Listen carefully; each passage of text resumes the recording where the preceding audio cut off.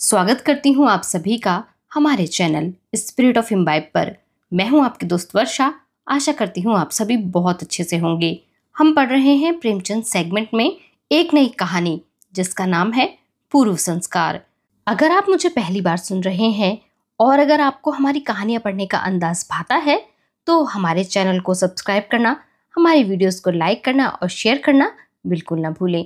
तो चलिए चलते हैं अपनी कहानी की ओर जिसका नाम है पूर्व संस्कार। सज्जनों के हिस्से में भौतिक उन्नति कभी भूल कर ही आती है।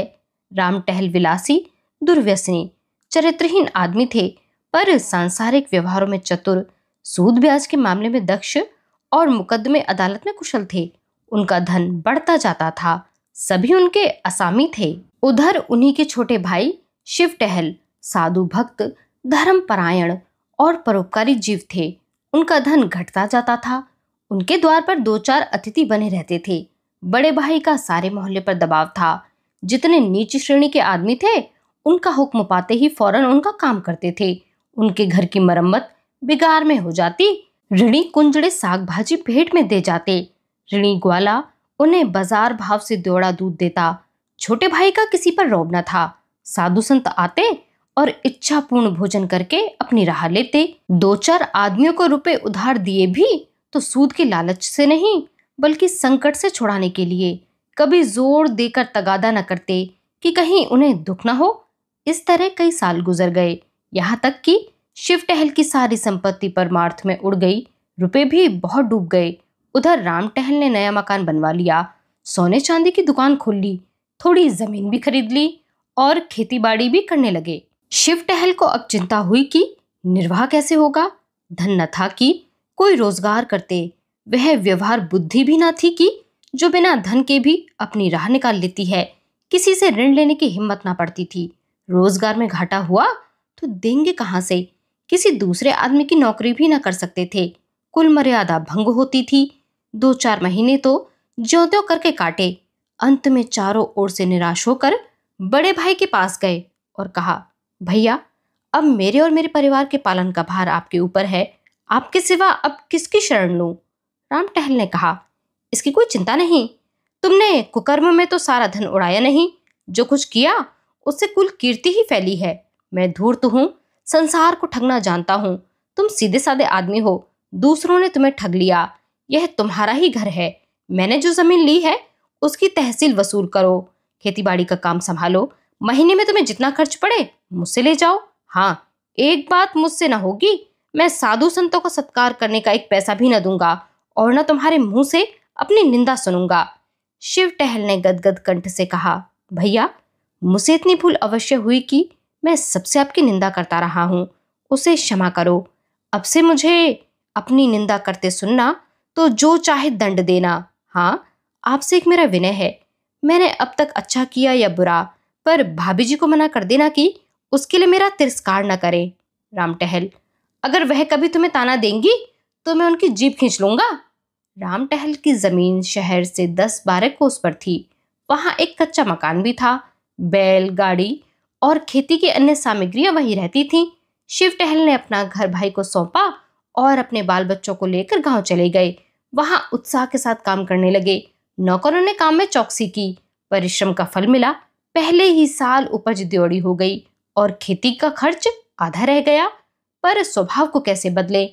पहले की तरह तो नहीं, पर अब भी 2-4 मूर्तियां शिव टहल की कीर्ति सुनकर आ ही जाती थीं और शिव टहल को विवश होकर उनकी सेवा और सत्कार करना ही पड़ता था। हाँ, अपने भाई से यह बात छिपाते थे कि कहीं वह अप्रसन्न होकर जीविका का यह आधार भी छीन न ले। फल यह होता कि उन्हें भाई से छिपाकर अनाज, भूसा, खली आदि बेचना पड़ता। इस कमी को पूरा करने के लिए वह मजदूरों से और भी कड़ी मेहनत लेते थे और खुद भी कड़ी मेहनत करते। धूप, ठंड, पानी बूंद की बिल्कुल परवाह न करते थे, मगर कभी इतना परिश्रम तो किया न था। शरीर शक्तिहीन होने लगा। भोजन भी रूखा सूखा मिलता था, उस पर कोई ठीक समय नहीं। कभी दोपहर को खाया, कभी तीसरे पहर। कभी प्यास लगी तो तालाब का पानी पी लिया। दुर्बलता रोग का पूर्व रूप है। बीमार पड़ गए। देहात में दवा दारू का सुभीता न था। भोजन में भी कुपथ्य करना पड़ता था। रोग ने जड़ पकड़ ली। ज्वर ने प्लीहा को प्रभावित करना शुरू कर दिया और विकारग्रस्त प्लीहा ने 6 महीने में काम तमाम कर दिया। राम टहल ने यह शोक समाचार सुना तो उन्हें बड़ा दुख हुआ। इन 3 वर्षों में उन्हें एक पैसे का अनाज नहीं लेना पड़ा। गुड़, घी, भूसा, चारा, उपले, ईंधन सब गांव से चला आता था। बहुत रोए। पछतावा हुआ कि मैंने भाई की दवा दर्पण की कोई फिक्र नहीं की। अपने स्वार्थ की चिंता में उसे भूल गया।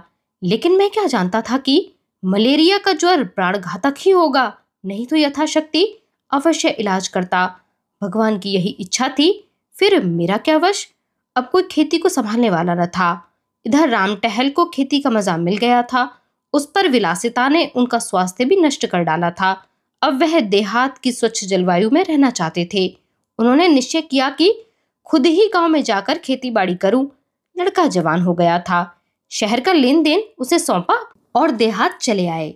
यहाँ उनका समय और चित्त विशेषकर गौओं की देखभाल में लगता था। उनके पास एक जमुना पारी बड़ी रास की गाय थी। उसे कई साल हुए बड़े शौक से खरीदा था। दूध खूब देती थी और सीधी वह इतनी कि बच्चा भी सींग पकड़ ले तो न बोलती। वह इन दिनों गाभिन थी। उसे बहुत प्यार करते थे। शाम सवेरे उसकी पीठ सहलाते, उससे हाथों से नाज खिलाते।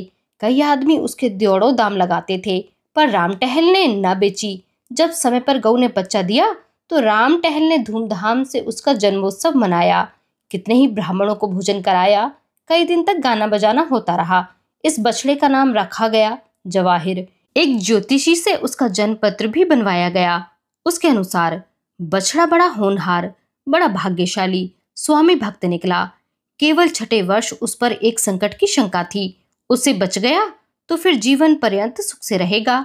बछड़ा श्वेत वर्ण का था। उसके माथे पर एक लाल तिलक था। आंखें कजरी थीं। स्वरूप का अत्यंत मनोहर और हाथ पांव का सुडौल था। दिन भर कलौले किया करता था।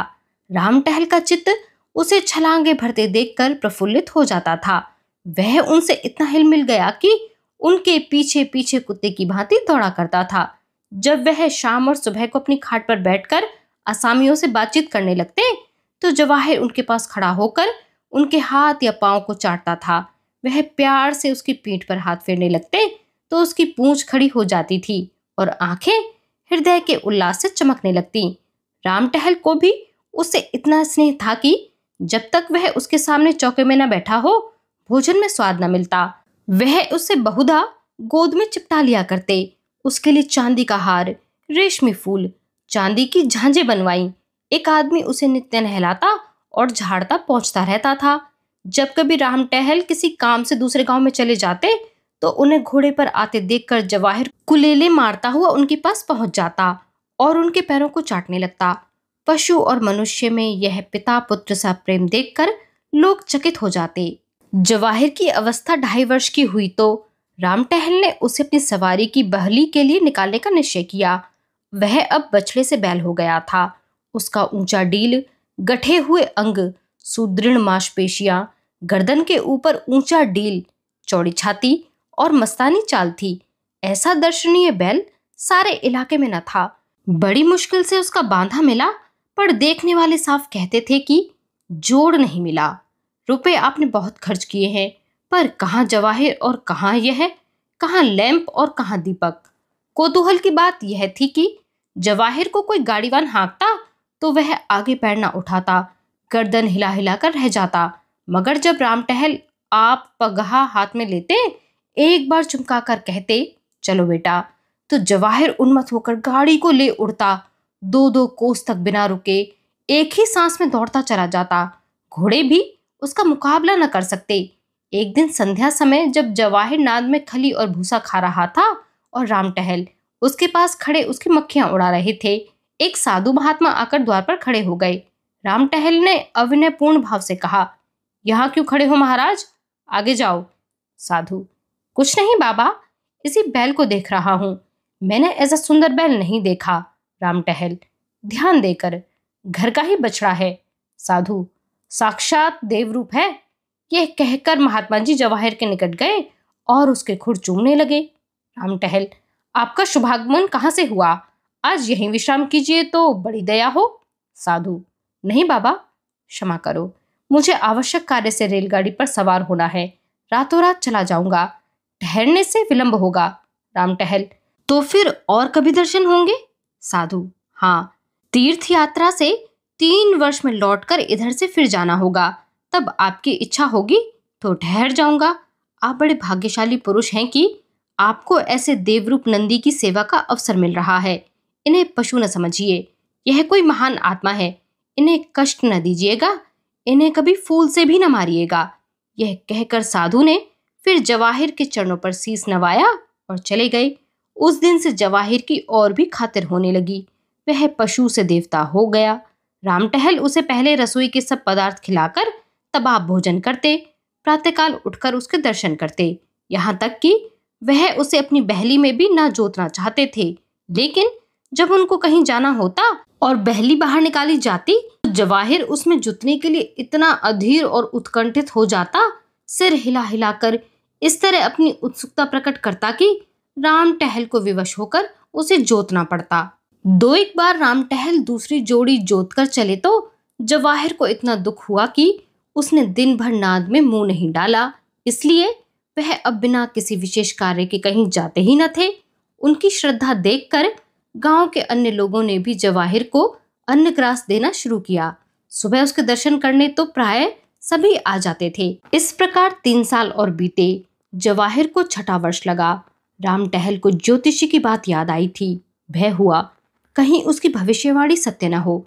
पशु चिकित्सा की पुस्तकें मंगवाकर पढ़ी, पशु चिकित्सक से मिले और कई औषधियां लाकर रखी। जवाहिर को टीका लगवा दिया, कहीं नौकर उसे खराब चारा या गंदा पानी न खिला पिला दे।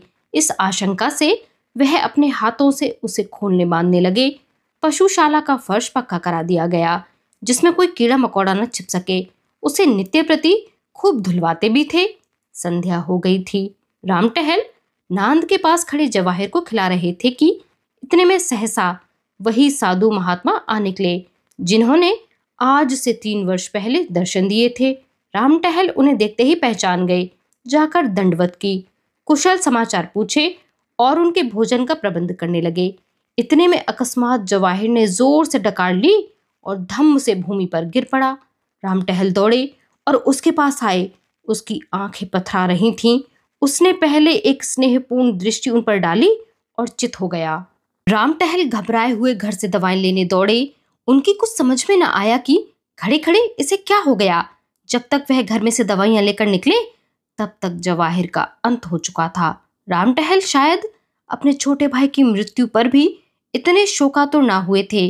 वह बार बार लोगों के रोकने पर भी दौड़ दौड़ कर जवाहिर के शव के पास जाते और उसे लिपट कर रोते। रात उन्होंने रो रो कर काटी। उसकी सूरत आंखों से उतरती न थी। रह रह कर हृदय में एक वेदना सी होती और शोक से विवल हो जाते। प्रातःकाल लाश उठाई किंतु राम टहल ने गांव की प्रथा के अनुसार उसे चमारों के हवाले नहीं किया। यथाविधि उसकी दाह क्रिया की, स्वयं आग दी। शास्त्रानुसार सब संस्कार किए गए और 13वें दिन गांव के ब्राह्मणों को भोजन कराया गया। उक्त साधु महात्मा को उन्होंने अब तक नहीं जाने दिया था। उनकी शांति देने वाली बातों से राम टहल को बड़ी सांत्वना मिलती थी। एक दिन राम टहल ने साधु से पूछा, महात्मा जी, कुछ समझ में नहीं आता कि जवाहिर को कौन सा रोग हुआ था। ज्योतिषी जी ने उसके जन्म पत्र में लिखा था कि उसका 6ठा साल अच्छा ना होगा, लेकिन मैंने इस तरह किसी जानवर को मरते नहीं देखा। आप तो योगी हैं, यह रहस्य आपकी कुछ समझ में आता है? साधु, हाँ, कुछ थोड़ा थोड़ा समझता हूँ। राम टहल, कुछ मुझे भी बताइए, चित्त को धैर्य नहीं आता। साधु, वह उस जन्म का कोई सच्चरित्र, साधु भक्त, परोपकारी जीव था। उसने आपकी सारी संपत्ति धर्म कार्यों में उड़ा दी। आपके संबंधियों में ऐसा कोई सज्जन था? राम टहल, हाँ महाराज, था। साधु, उसने तुम्हें धोखा दिया, तुमसे विश्वासघात किया। तुमने उसे अपना कोई काम सौंपा था। वह तुम्हारी आंख बचाकर तुम्हारे धन से साधुजनों का सेवा सत्कार किया करता था। राम टहल, मुझे उस पर इतना संदेह नहीं होता। वह इतना सरल प्रकृति, इतना सच्चरित्र मनुष्य था कि बेईमानी करने का उसे कभी ध्यान भी न आ सकता था। साधु, लेकिन उसने विश्वासघात अवश्य किया, अपने स्वार्थ के लिए नहीं, अतिथि सत्कार के लिए ही सही, पर था वह विश्वासघाती। राम टहल, संभव है दुर्वस्था ने उसे धर्म पथ से विचलित कर दिया हो? साधु, हाँ यही बात है। उस प्राणी को स्वर्ग में स्थान देने का निश्चय किया गया, पर उसे विश्वासघात का प्रायश्चित करना आवश्यक था। उसने बेईमानी से तुम्हारा जितना धन हड़ लिया था, उसकी पूर्ति करने के लिए उसे तुम्हारे यहाँ पशु का जन्म दिया गया। यह निश्चय कर लिया गया कि 6 वर्ष में प्रायश्चित पूरा हो जाएगा। इतनी अवधि तक वह तुम्हारे यहाँ रहा। ज्यों ही अवधि पूरी हो गई, त्यों ही उसकी आत्मा निष्पाप और निर्लिप्त होकर निर्वाण पद को प्राप्त हो गई। महात्मा जी तो दूसरे दिन विदा हो गए, लेकिन राम टहल के जीवन में उसी दिन से एक बड़ा परिवर्तन दिखाई पड़ने लगा। उनकी चित्तवृत्ति बदल गई, दया और विवेक से हृदय परिपूर्ण हो गया। राम टहल मन में सोचते, जब ऐसे धर्मात्मा प्राणी को जरा से विश्वासघात के लिए इतना कठोर दंड मिला, तो मुझ जैसे कुकर्मी की क्या दुर्गति होगी। यह बात उनके ध्यान से कभी ना उतरती थी। आज की यह कहानी यहीं पर समाप्त होती है। आप हमें कमेंट बॉक्स में लिखकर यह जरूर बताएं कि क्या आपको हमारी कहानियां पसंद आ रही हैं। हमारे साथ इस सफर में बने रहने के लिए आप सभी का बहुत शुक्रिया।